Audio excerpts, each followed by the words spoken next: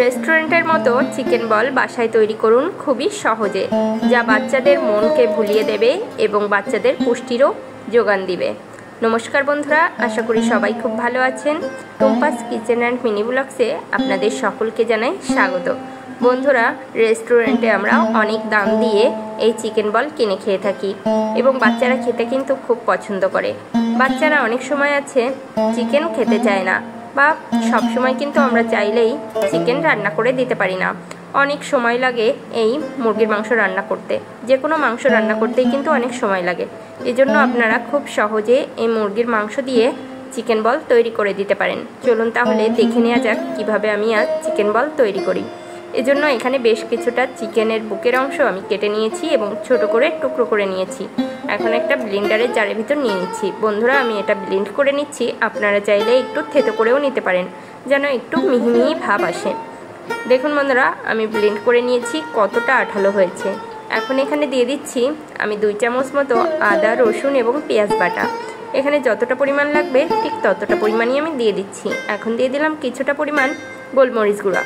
বন্ধুরা, আপনারা নিজেদের জন্য তৈরি করলে বা আপনাদের বাচ্চারা যদি ঝাল খেতে পছন্দ করে তাহলে আপনারা এখানে মরিচও ব্যবহার করতে পারেন, কিন্তু আমি এখানে মরিচ ব্যবহার করিনি।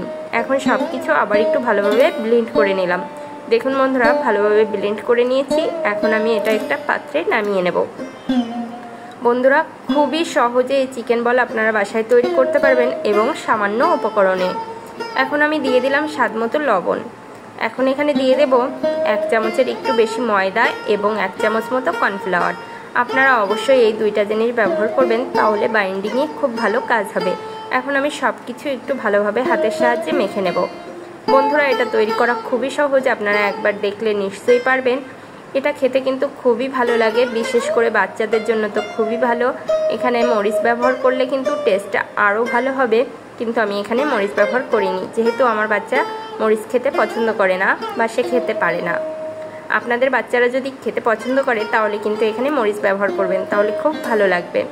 দেখুন বন্ধুরা, এখানে একটা বড় আলু নিয়ে নিয়েছি। এখন আলুটা আমি এই মাংসের ভিতর দিয়ে দেব, কিন্তু আলুটা আমি গ্রেট করে দেব, তাহলে আলুর কোনো দলা দলা ভাব থাকবে না এবং এই মাংসের সাথে খুব ভালোভাবে মিশে যাবে। তাহলে একদমই বোঝা যাবে না যে এখানে আমি আলু ব্যবহার করেছি। খেতে কিন্তু খুবই টেস্ট হবে। আপনারা একবার এভাবে তৈরি করে দেখবেন, বাসার সবাই পছন্দ করবে এবং বাচ্চারা তো খুবই পছন্দ করবে। এখন আবার কিছুটা লবণ আমি এখানে দিয়ে দিয়েছি, কারণ এখানে আমি আলু ব্যবহার করেছি এজন্য, এবং দিয়ে দিলাম কিছুটা ধনে এবং জিরে গুঁড়ো। এখন দিয়ে আমি খুব ভালোভাবে মেখে নেব। অবশ্যই বন্ধুরা একটু ভালোভাবে মেখে নেবেন, তাহলে খুব ভালো মসৃণ বল তৈরি করা যাবে।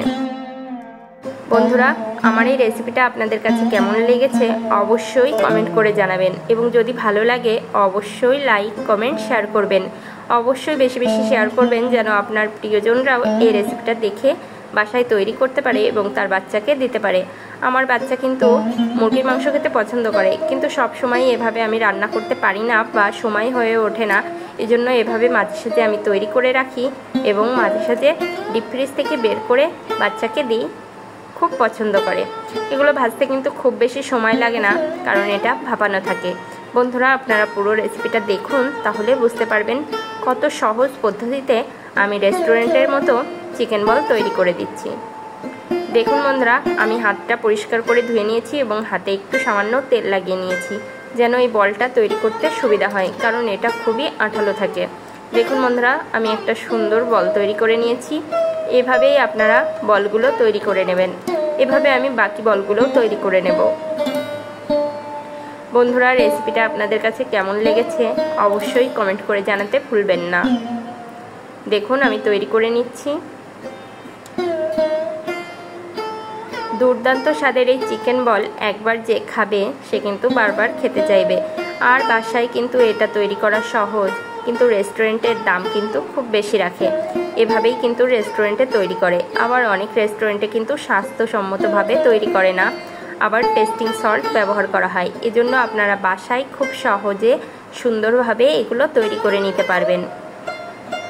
আর বিশেষ করে এই চিকেন বলগুলো যখন রেস্টুরেন্টে ভাজা হয় তখন কিন্তু পোড়া তেলেই ভাজা হয়, কারণ রেস্টুরেন্টে তেলগুলো কিন্তু ফেলে দেওয়া হয় না বা অন্য কাজে ব্যবহার করা হয় না, শুধুমাত্র এই ভাজা পোড়া তৈরির জন্যই ব্যবহার করা হয়। কিন্তু বাসায় আমরা কখনোই এই ভাজা পোড়াগুলো পোড়া তেলে করি না, এজন্য এটা খুবই স্বাস্থ্যসম্মত হয়।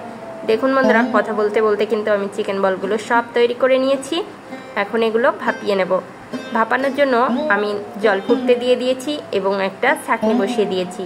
এখন এই ছাঁকনির উপরে আমি চিকেন বলগুলো দিয়ে দেব।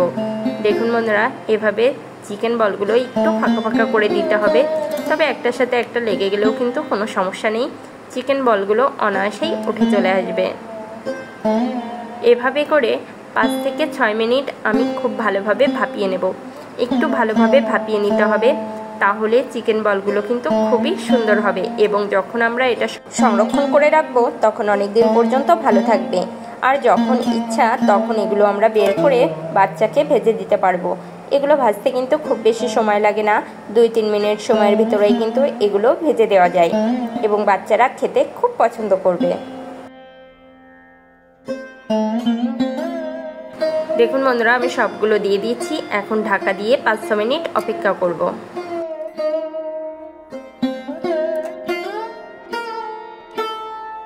আমি এখানে 7 মিনিট পর ফিরে এসেছি। বন্ধুরা, আমার এটা ভাপাতে 7 মিনিট সময় লেগেছে। আপনাদের কতটা সময় লাগবে জানি না, তবে 7-8 মিনিট অপেক্ষা করবেন। দেখুন বন্ধুরা, এগুলো খুব সুন্দরভাবে ভাপানো হয়ে গেছে। এখন আমি নামিয়ে নেব এবং ঠান্ডা করে নেব। অবশ্যই বন্ধুরা, এই চিকেন বলগুলো যখন আপনারা ভাজবেন তখন অবশ্যই ঠান্ডা করে নেবেন, গরম অবস্থায় কখনোই ভাজতে যাবেন না। এক ব্যাচ আমি উঠিয়ে নিয়েছি, বাকিগুলো এবার দিয়ে দিচ্ছি। বন্ধুরা, আমার চ্যানেলে যারা নতুন আছেন অবশ্যই আমার চ্যানেলটিকে সাবস্ক্রাইব করে আমার সাথে থাকবেন এবং নতুন নতুন রেসিপি পেতে আমার চ্যানেলের বেল আইকনটি প্রেস করে দেবেন, তাহলে সবার আগে আমার ভিডিওর নোটিফিকেশন আপনার কাছে চলে যাবে এবং আপনি দেখে নিতে পারবেন। সবগুলো ভাপিয়ে নিয়েছি।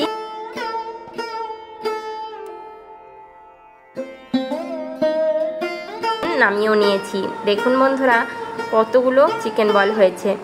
এই চিকেন বলগুলো যদি আমি রেস্টুরেন্টে কিনতে যাই তাহলে কিন্তু অনেকটাই দাম পড়ে যাবে। এজন্য আপনারা বাসায় খুব সুন্দরভাবে তৈরি করে নিতে পারবেন এবং বাচ্চারা খেতে খুব পছন্দ করবে এবং বাচ্চাদের জন্যই কিন্তু এগুলো পারফেক্ট। এখন এগুলো আমি ভেজে দেখাবো। বন্ধুরা, চিকেন বল ভাজার আগে অবশ্যই আমি এগুলো ঠান্ডা করে নিয়েছি। এখন তেলটা গরম করে নিয়েছি। এখন আমি একে একে চিকেন বলগুলো দিয়ে দিচ্ছি। এটা ভাজাও কিন্তু খুবই সহজ। চুলার আঁচ মিডিয়াম রেখে এগুলো আমি খুব সুন্দর একটা কালার করে ভেজে নেব। এগুলো খেতে কিন্তু খুব ভালো হয়। দেখুন বন্ধুরা, আমি একে একে সবগুলোই দিয়ে দিচ্ছি।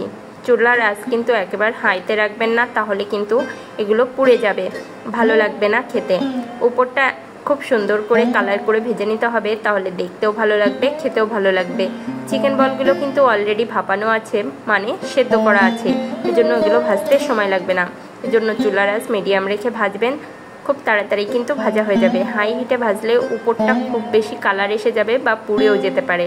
এজন্য খুব সুন্দর কালার করে এগুলো ভেজে নিতে হবে, তাহলে খেতেও খুব ভালো লাগবে।